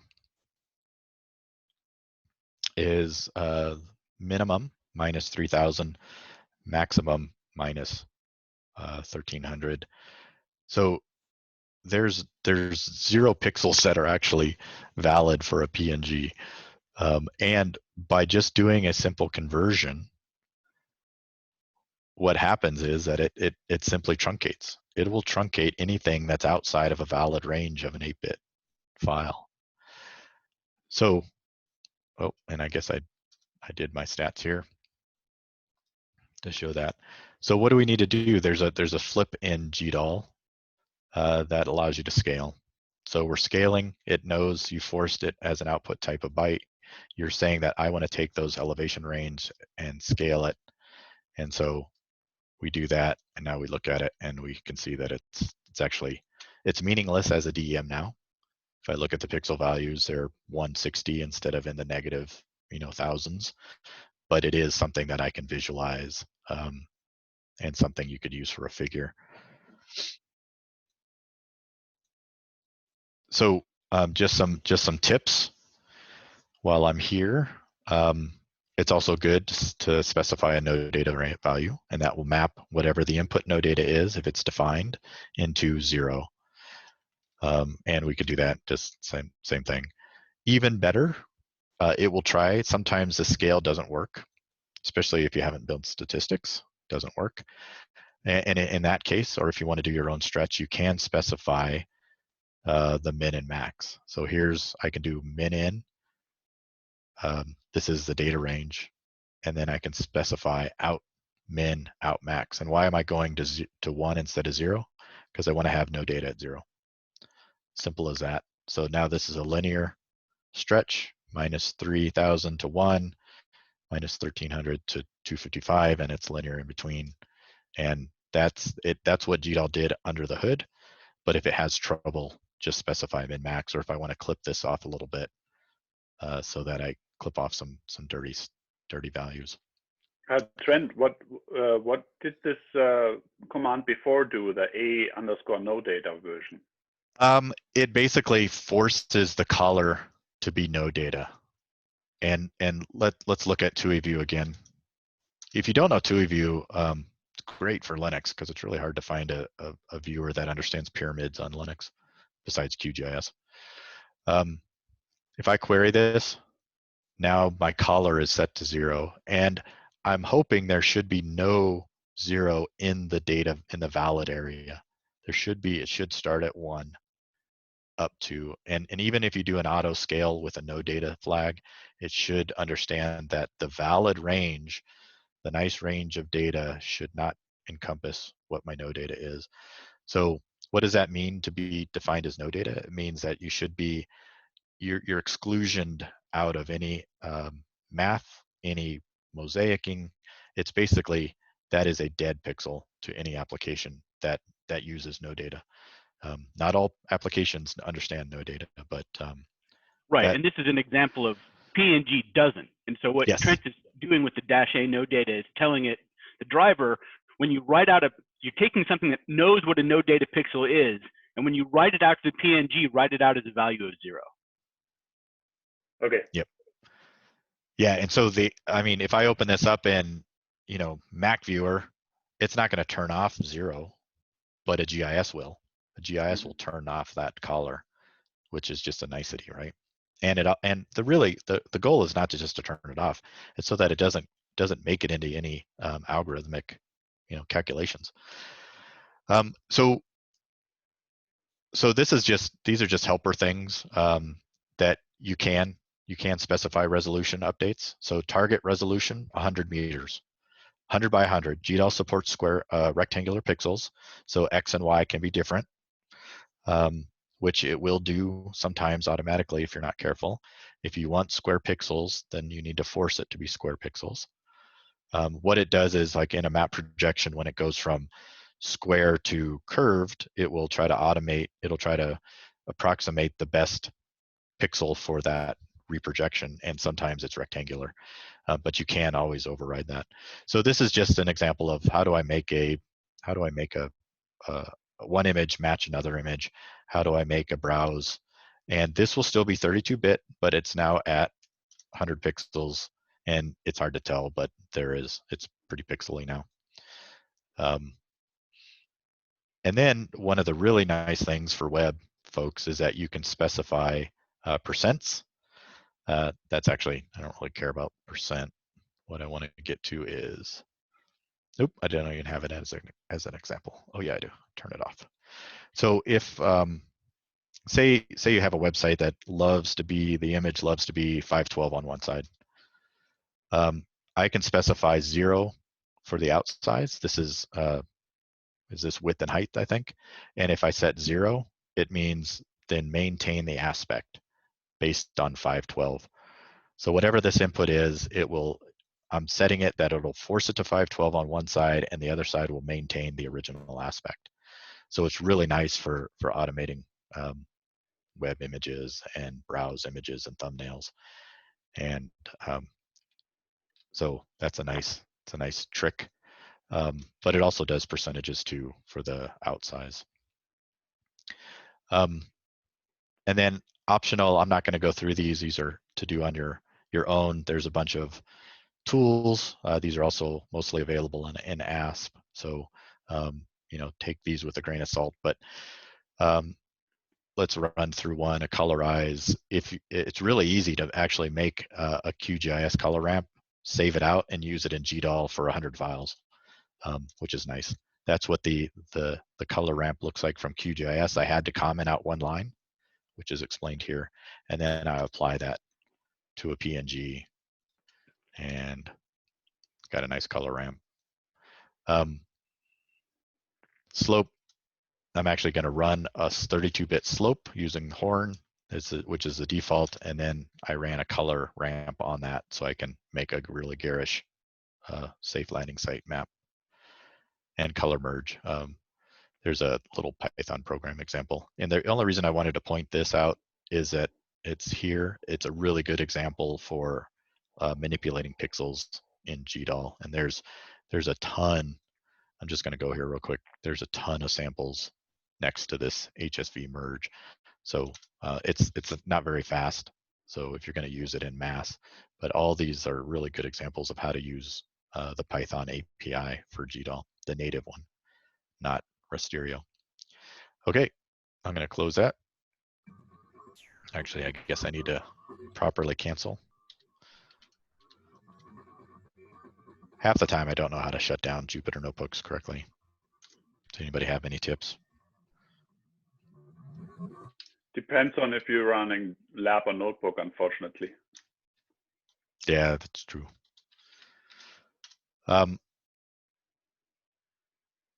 these two are pretty quick, and again, I'm barely touching the surface of what we can do. Before we start projecting, I think related to that is reading the GDAL info properly, like you advised. And what always confused me is at the beginning, this radius information with the ellipsoid. When it says ellipsoid, I kind of expect that I get the information of 2 radii, but I only see 1 radii number. So how can it be an ellipsoid, but I only get 1 radii number displayed? So if you only see 1 number, there's actually always 2, but the second number is probably 0, which means that whoever defined that image was on a perfect sphere. So we'll look at more GDAL info, especially as it concerns to map projections. And the problem with map projections is because of what I would say we've sort of done to ourselves in the community, we've made this tricky, and there's just no way around it. But you kind of learn what you have to do to make it work, and that's one of the reasons why I've had so much trouble with this well-known text 2 standard, was because it gets us Traxel, it gets us east and west, it gets us almost everything we need, but it doesn't allow us to do a proper ocentric without a Z component. It allows us to do body center, body fixed with X, Y, Z, and I can fully define Mars as an ellipse or a Traxel. But once I go down to a 2-parameter, an X and Y ocentric, that API, that standard doesn't allow for it, and it's driving me nuts. So we've done some tricks, and it's a workaround still, but it's the last workaround till we potentially update the standard, which is going to be tough because I think it's an ISO standard. So if that just forget about I said all that, because it gets to be confusing really fast. But so some of the things I'm actually going to introduce some of the Python API, because a lot of times parsing a command line is just wrong. You don't want to do it that way. And even though I show examples of how to do it here, it's just not necessarily convenient or good, because you can get yourself into trouble. So if you are writing scripts, you kind of do want to use their Python API or Rasterio. So basically here I'm gonna import GDAL, and I'm gonna check its version. So there's this GDAL __version, very Pythonic. I'm gonna define my test images, which I have the test albedo map because it was nice and tiny and it's global. And I'm gonna find an output South Pole. So we're gonna go from a global image to a South Pole, and it's not as easy as you would hope, which is unfortunate. It actually, it's not horrible, but it's kind of a 2-step, which doesn't always make sense. And so that's kind of what I'm explaining here. So we're going through this long-winded gathering information just to do a polar image, but I just want to show you the different options. So the image looks like this. It's near global. It doesn't go all the way to the poles. Gets close. And then I'm actually going to import pretty print, which helps with printing JSON blocks. And it's just pretty print. I'm actually parsing the output of GDAL info, and I'm grabbing this thing called corner coordinates. Don't ask me why, but I'm just showing you can parse GDAL info if you really have to.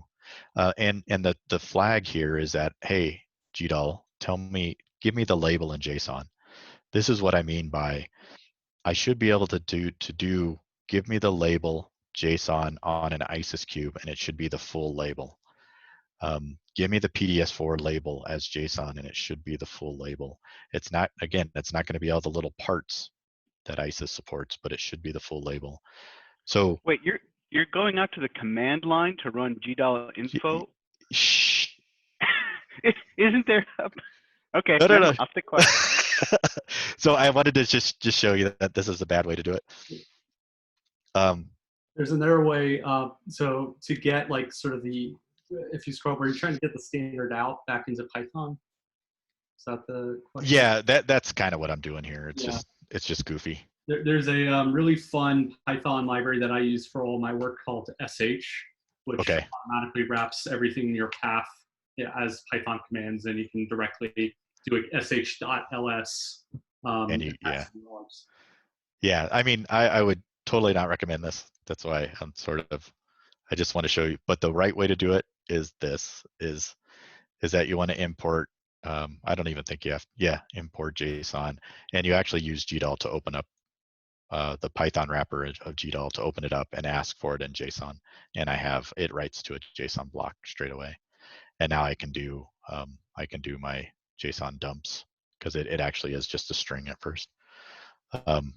And then I can properly get the corner coordinates using a JSON dive. So this is the right way to do it. And then I get the extent. So you still have to parse the JSON object, but this is the right way to do it. But if you're desperate, you can jump to a standard out. So why am I doing all this? Really, I just want to show different methods to get these values into. I want to get out the extents because this is important for my finals map projection. And I look at these numbers and I'm like, I don't know what minus 10 million is. Who cares? That's in meters. That's the extent in the map projection, but that doesn't help me any. I don't know what that means. I mean, the GDAL info will tell me what it is, and here's where we have this image actually goes beyond 90, which is wrong, but it's because it has padding. So it's a little weird to see, and you're gonna see that this doesn't impact the run, but it actually warns you that, hey, there's some problems here that you probably should be aware of. I know that it's set as no data on the outside, so I'm good. Notice that when I'm running a GDAL open, to be able to release the memory, you always want to set data set equals none when you're done with it. What I'm doing here is I'm asking for a bunch of variables from the get geotransform, and I'm actually using kind of a janky method to get out the lower right version. I'm using this geotransform information to calculate what the extent is in pixels. So I'm asking for the pixel size and then how many pixels and then the resolution, and I just add it to the upper left corner. Doesn't GDAL have that built in? Kind of, but you still have to do something. You still have to, this is even a better way to do it. This is not in your Jupyter notebook. It's a new section, but I should be doing apply geotransform. And this will make sure that if there's any weird rotation in the geotransform, which is how the image gets referenced, that it will actually take into consideration when it calculates the lower left. So if I run that, I get the same information. This is based on a really good little workshop that Yvonne put together.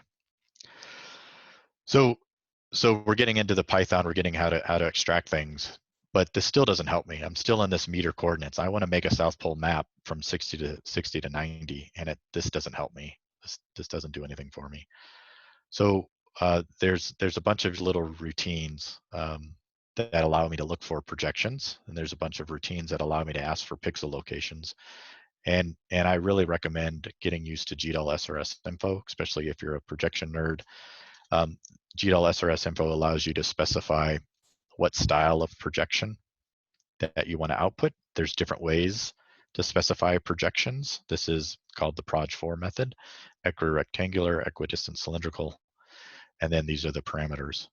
And this is the projection that got HiRise into trouble, because HiRise, unbeknownst to them, and probably based on information I gave them, said, hey, ISIS maps lat 0 to here, when it actually should have mapped its internal lat 0 or center lat to true scale. And so every HiRise equidistant cylindrical label in a GeoJPEG is incorrect, and that it maps the scale, the true scale, latitude of true scale to the lat 0, not here. That's where we got ourselves into trouble. You'll also notice that because this is a sphere, it only reports the radius as a single value. So you are correct. And in this example, this image is not an ellipse, it's a sphere, and it reports it as such. So what else can we do? Let me see if I do well-known text. Oh, doing stupid parsing things again.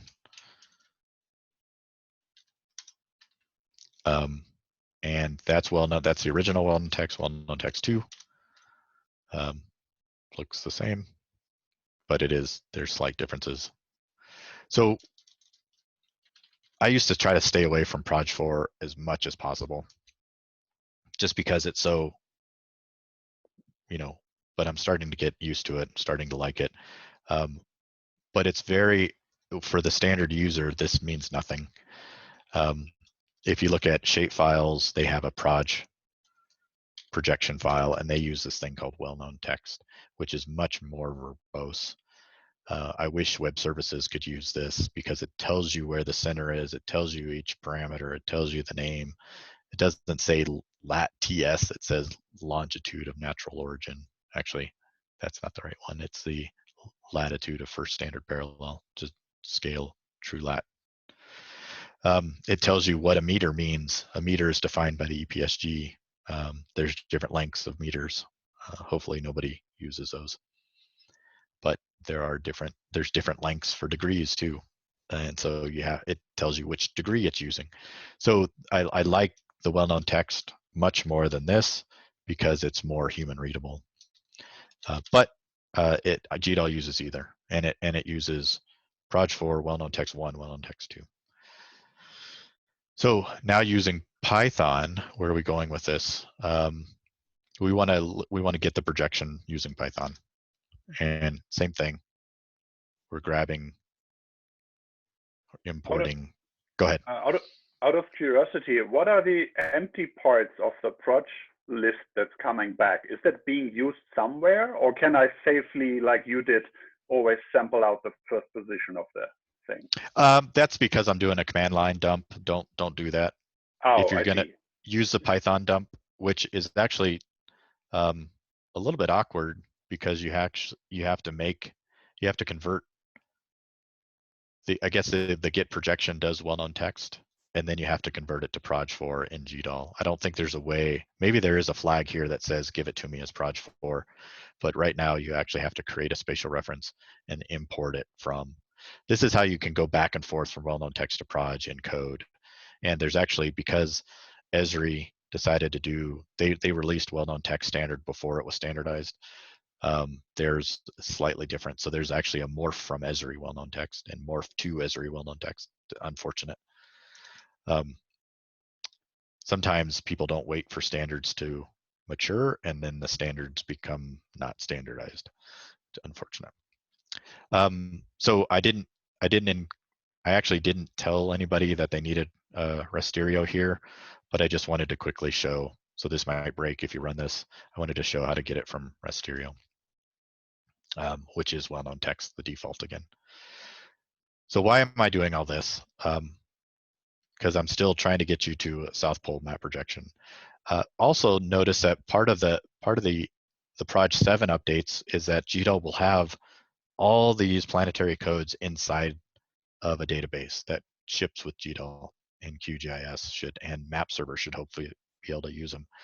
But for now, there is this website that GDAL can actually grab well-known text or Proj strings from, and so I'm telling it, hey, go grab me this IU 2000 code called 4990, which is 499 is the NAIF code, 00 is our projection code for Mars, and here's the AB radius for lat-lon. So this will actually force it into decimal degrees out of meters. And why am I doing? I'm sorry?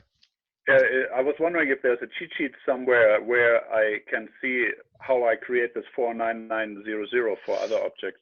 Yeah, there is a GitHub location, but there's also just the NAIF. The NAIF will tell you all the codes. And so part of that GitHub is that the NAIF that defines these codes.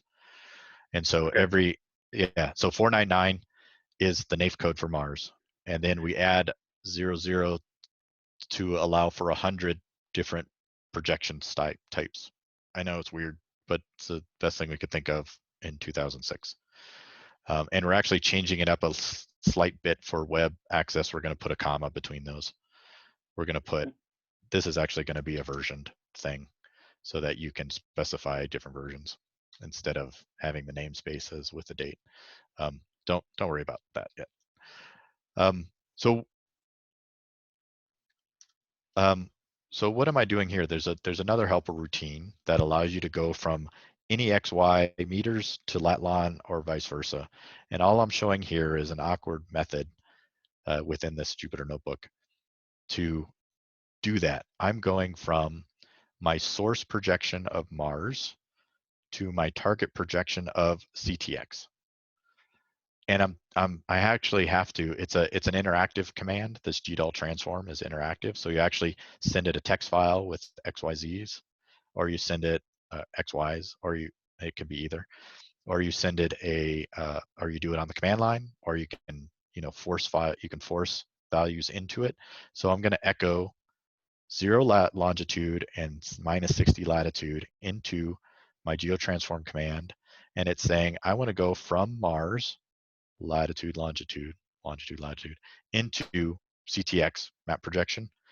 And then I do some ghetto things to do parsing. I know, lame parsing, but it works. And I get an error. Ah, crap, because I didn't run this. No. Oh, great.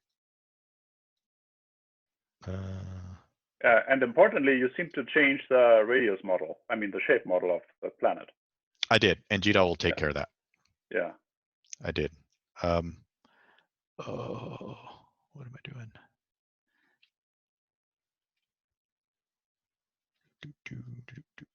Let me just see.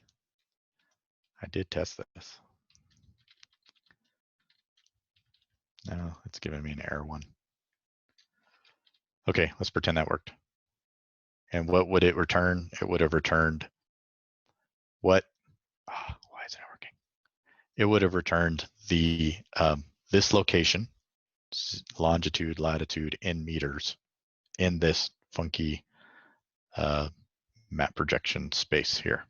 So I would have actually had, I think it's minus 300,000 or something like that. Yeah, it works here. It's -3556282. Okay, and I have that. Let's see if I can get this to run. No, I must. Oh, you know what? I messed up my proj string because I got rid of this. So bad on me. That should fix it. There we go. So quickly, you can now understand. I have a list of lat/lons, and I need to make them into XY meters in some projection. GDAL transform can do it for you. It's it's a weird way to do it. There's ways to do it in Python too, but that's one way to do it. I have a bunch of XYs in meters, and I have no idea what their lat/lon is.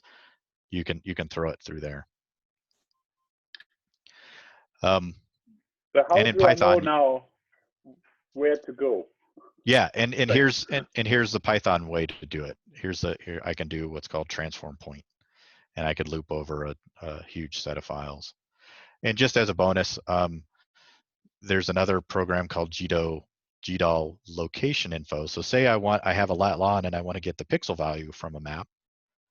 I can use this simple little GDAL command to grab me not only the location in pixels from a given meter location or lat/lon location, but it also give me the value of that pixel. Kind of nice. So here we're getting the value at that -60, and here we're getting it at the center of the map, 0, 0. So pixel value.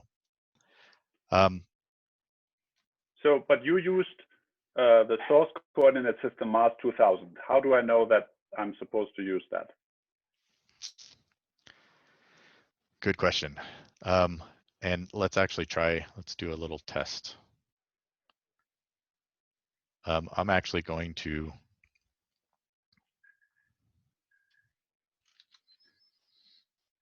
take that.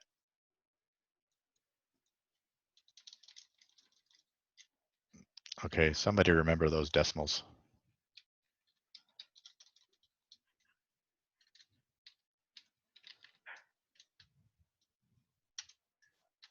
Okay, it's the same.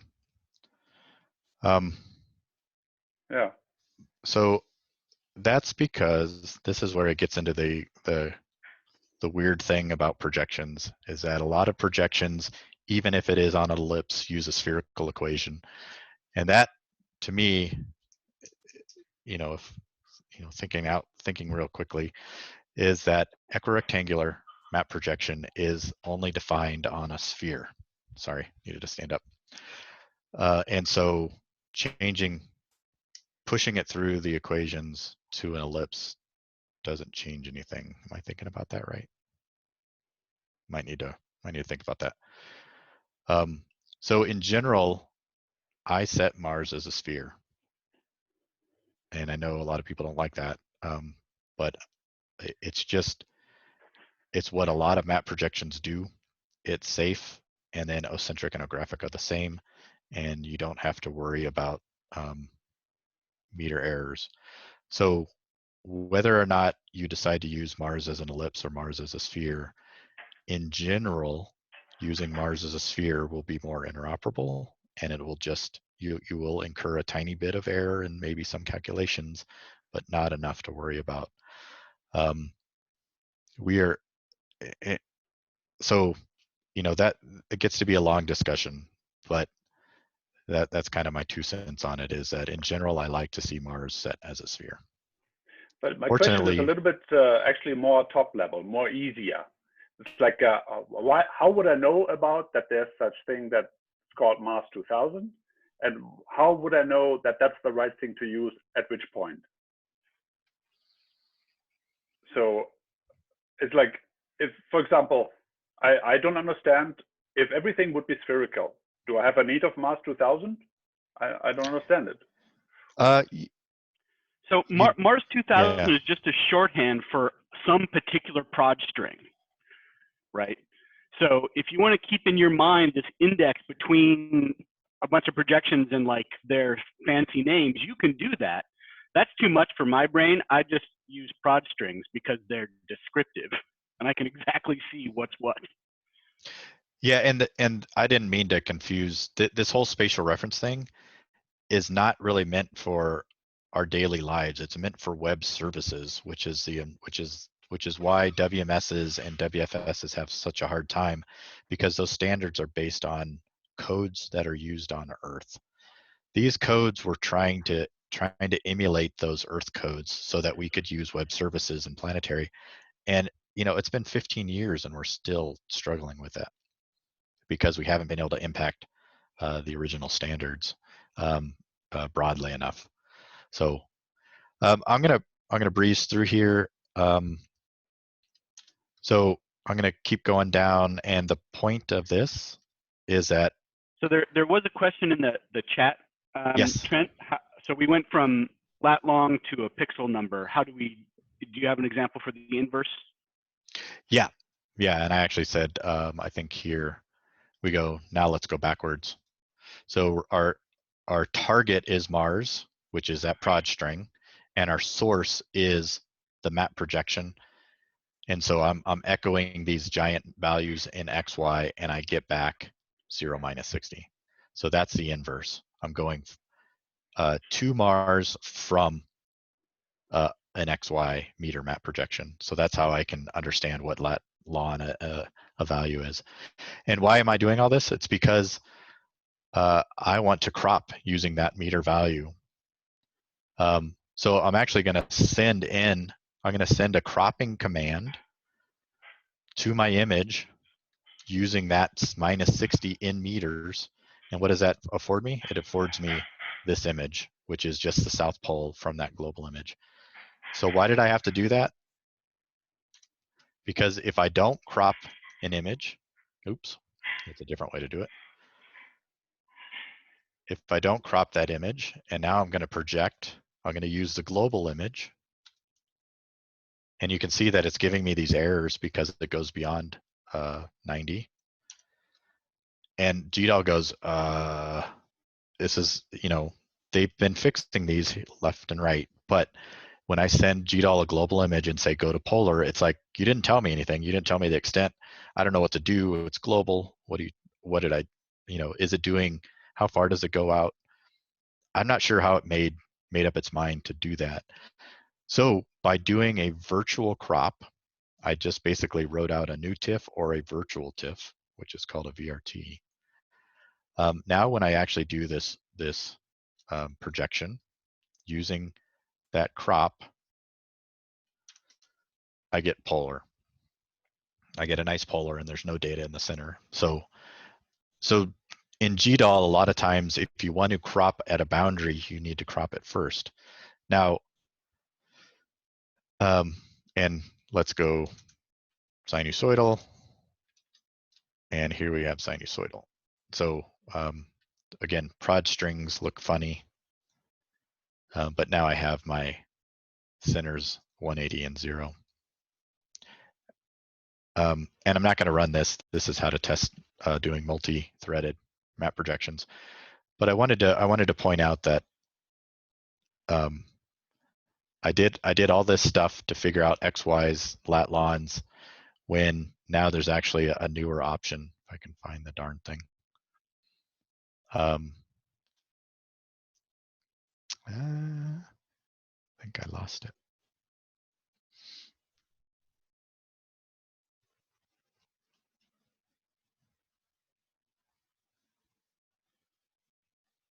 Nope, I lost it somewhere. There's a way to do it in one fell swoop now.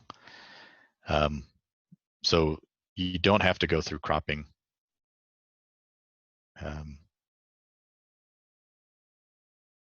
No, you do. You do have to go through cropping.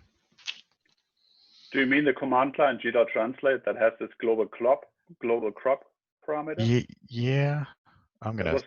There was 710 here. Oh, here it is. Sorry, thank you. So a new option lets us do it in one command. Let's see if this worked. So I'm giving it a proj win. I'm giving it the cropping. And oh, but notice that was just to crop it. So I didn't have to crop it in XY. I can crop it in meters, but I still have to crop it before I go to polar. That was the whole point of this, is that no matter how you crop it, whether it's in meters or using this proj win trick, that's been around for a while, but it's nice. And notice that if I just send this without the map projection, it would have cropped out a little tiny portion in the center because it thinks it's meters. I have to say that, hey, my cropping window is in this projection, and that's a nice new add-on. But I want you to understand how to do it in meters too, because it's critically important to know what a map projection means, and that map projections are in meters. I'm starting to run out of time. I'm going to fire off.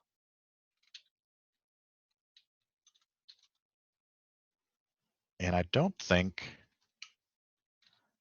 really think the third or fourth have anything critical. Oops.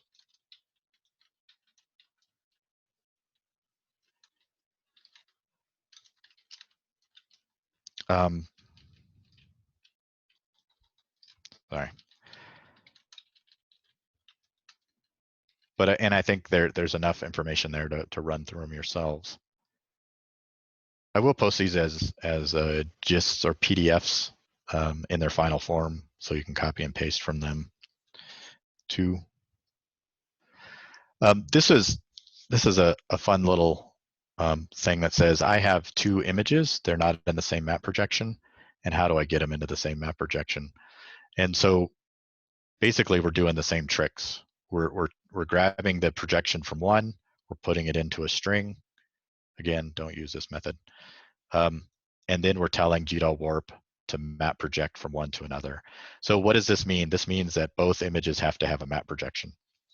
To get to one to another, often in the wild, you'll find an image that is map projected that doesn't have a map projection label. That gets to be tricky. And as much as I'd like to say I can help you, you're going to have to do some homework, whether it's a global image or not. If it's global, it's really easy. If it's not, then it becomes really hard to define a map projection on that. But you can use tricks like that lat-lon tool to figure out what it is in XY to apply a transform. And that's something I should do as a lesson. But really all this is doing is it's great. It's figuring out the Proj4 string, and then it's making one match to another. So how do we know one of the things that's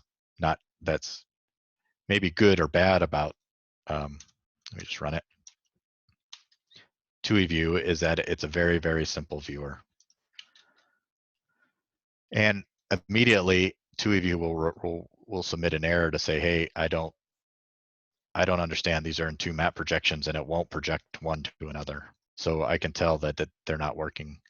So to be able to view them, and QGIS can do on-the-fly projections. But to match these projections, I can simply do this, and now I have a match. And so I had to do a little homework to extract the Proj string, but then, and I'm not doing anything with resolution. This is still 1 meter, the high rise, and the CTX is what, 6 meter? No, 20 meter. So they're at different resolutions, but TUIView is smart enough to know how to display those, but they have to be in the same.